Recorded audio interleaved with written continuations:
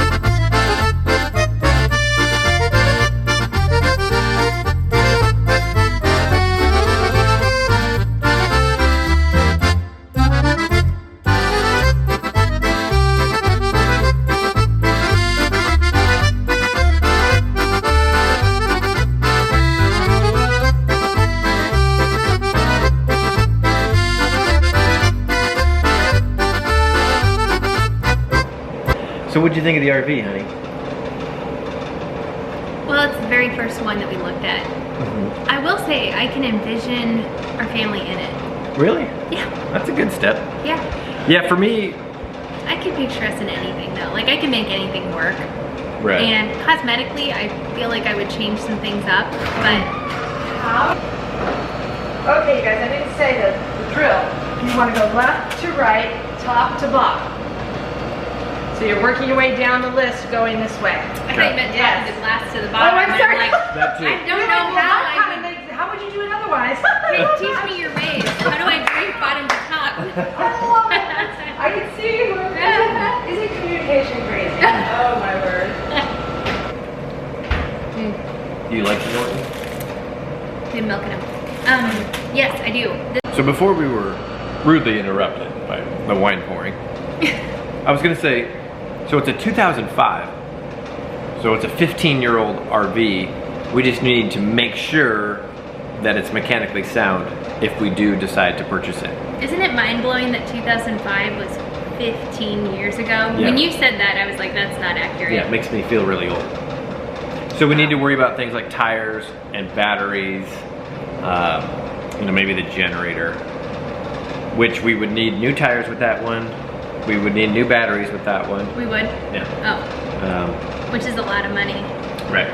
So that's $5,000 right there. Right. Yeah, I would rather go with one that's way newer, that's just like cosmetically not what we want. Right. But that's gonna be way more expensive. Yeah. And that slushy machine is loud, isn't it? Yeah, that's the slushy machine. Those wine slushies are like a gem of the Lake of the Ozarks. Yeah, totally. By the way, we're in here totally by ourselves, so. Yeah, there's literally nobody in here. I mean, why would there be? Look outside. It's gorgeous. Yeah, why are we in here? Let's take these outside. We've got them all. This makes a lot more sense. Yeah.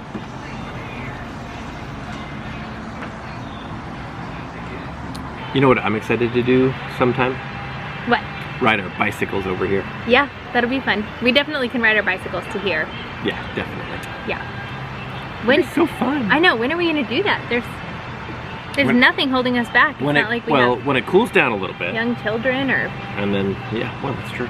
The weather, nothing. We could. I don't know that I would want to do. I would not want to do this, but we could bring our kids.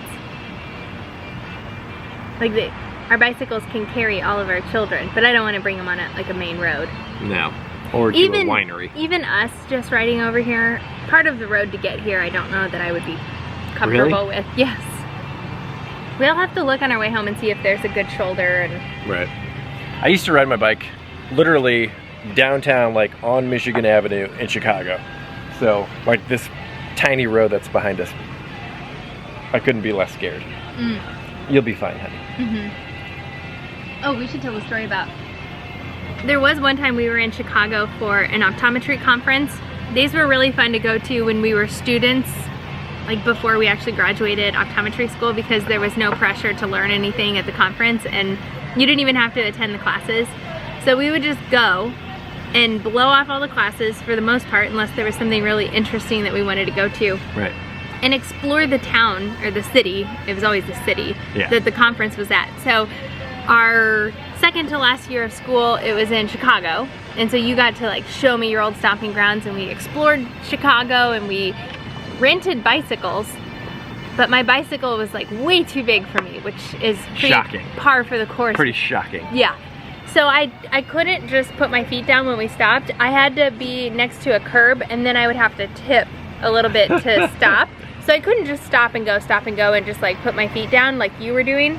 So it was extremely stressful riding through traffic and everything in downtown Chicago.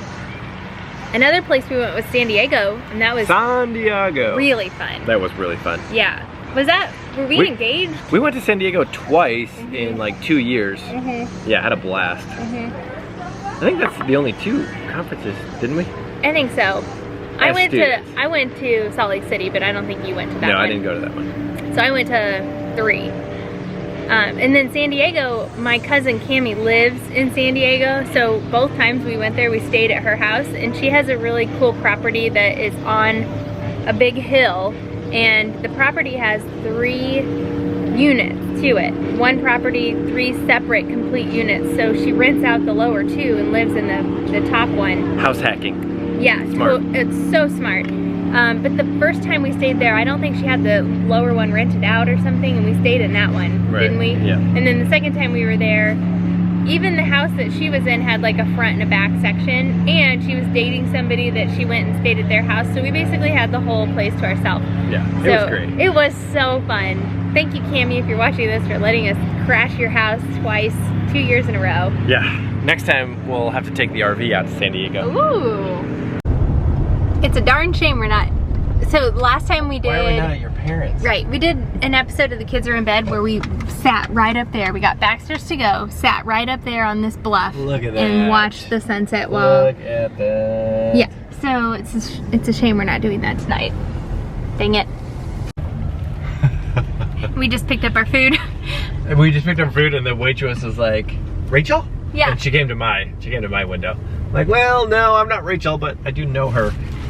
And it's funny because Rachel.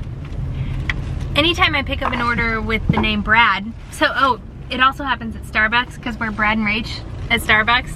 So they're always like, Brad and Rach? I'm like, yes, one of those. But at Panera, our like discount code phone number is under Brad. And so I'll give them my phone number and they'll be like, are you Brad? And I'll just say, yep. Yeah, I'm Brad. Which makes sense. Like, there's definitely females named Brad, but... My absolute favorite show growing up was Hey Dude. You never told me that was your favorite show. So it was Saved by the Bell, which I can't remember exactly like which age it switched over. I think it was Hey Dude first, and then it was Saved by the Bell. I feel like Hey Dude was a younger demographic than Saved by the Bell. Yeah, so it was probably Hey Dude, and then Saved by the Bell. Okay, so I never watched Hey Dude. It would occasionally come on. Leah, my next door neighbor and best friend, watched Hey Dude for sure. But I knew enough about Hey Dude that there was a female character named Brad that had blonde hair. She rode horses. Wait, no. It was like a dude ranch, right? It wasn't blonde hair. I thought she had blonde hair. No, the other character had blonde. Are you sure? Because yes. I'm pretty sure Brad had blonde hair. No, Brad was a brunette. Melanie had blonde. Let's fact check this. Okay. Melanie, I should not be even weighing in on this. Look at that. Melanie is Ben Stiller's wife. Really? Yeah. Ben Stiller is like in my top 3 favorite actors. Ben Stiller, Bradley Cooper, Tom Hanks. Makes sense. We've had this exact conversation coming across this exact bridge. Really? Yes. To go see a movie back before we couldn't go see movies. Is our movie theater even open now? I don't think it's open yet. Oh my gosh, like we couldn't even go see a movie if we wanted to. Even though this is the Ozarks and people pretend like there's no COVID here. So, okay, this was really interesting. I had a patient that went to, I want to call it a press conference because I don't know what else to call it, but it was the owner of a series of lake bars around here. And he had a big conference with a bunch of people, and he said, this coming weekend. Like a town hall meeting? You mean? Like a town hall meeting. Yeah. He's like, this coming weekend is the shootout. People are coming here to escape. We need to act like this is a vacation destination. Don't freak them out. We're gonna have protocols in place, but we're not gonna be enforcing masks. We're not gonna be enforcing, like, he made it clear that this is a place that people are escaping to, where all that stuff is mandated and regulated, and here at the lake, people just want to get away and pretend like it's not happening. And so he was all about creating an environment where people could relax and not feel freaked out. Wow. Right? I will be like a hermit this weekend. So this weekend is the shootout. It's a boat race that happens every single year. I say that right as we leave a bar, like where we're inside a bar, sitting at a bar. Did you see that place that we were at? I know. It's not a bar, it was like a winery. Okay, like a hole-in-the-wall winery. People are gonna see us sitting at a bar and like, you guys are idiots and hypocritical, which we kind of are. So every year at the end of August, every year at the end of August at the Lake of the Ozarks, there's these boat races where it's not neck and neck, like boats aren't racing against each other, which makes it actually a lot more safe. They race against the clock. So it's a time trial race of a set length, and whoever hits the top speed in your class of boat and motor and all that jargon wins. Your dad won his class one year, right? He won his class the year I was born. I was born in January, the shootout's in August. He won in August, so I was 7 months old. Were you in the boat? Probably. Nowadays they require a life jacket and a helmet on the people who are racing the boats, as they should, because there are wrecks that happen. So it's probably frowned upon to have a 7-week-old. 7-month-old. Oh, 7-month-old. Yeah, in the boat, absolutely. So anyway, that happens every single year. This is so I think it was the first annual the year I was born, so this would be the 32nd annual, not to give away my age. You're 32 years old? 32 shootout, and the lake is going to be hopping with people from everywhere that are coming here to get away. Yes. It will be interesting. Yes, it will. And we made it home. Are you guys sleeping in here tonight? Yeah. It is crazy that not too long ago you guys actually literally used to sleep in here with lots of room. It looks really comfortable. You guys need a pillow? Yeah. All right. So the more Rachel and I kind of talk about the whole RV situation, we're thinking, I mean, for the next 2 years, we're probably gonna stay pretty local. I mean, Missouri's beautiful. There's, you know, obviously St. Louis to Kansas City, and in between are the Ozarks. Like, it's a gorgeous state. And northern Arkansas is also really beautiful. So we're probably gonna stay around this area for a couple of years. So it's like, do we really want to get like so like with our budget, I mean, we're looking at like a 2005, you know, RV. So we're thinking maybe we should just go with a pull behind. So we would love to hear your guys' opinions about, you know, the RV versus the pull behind.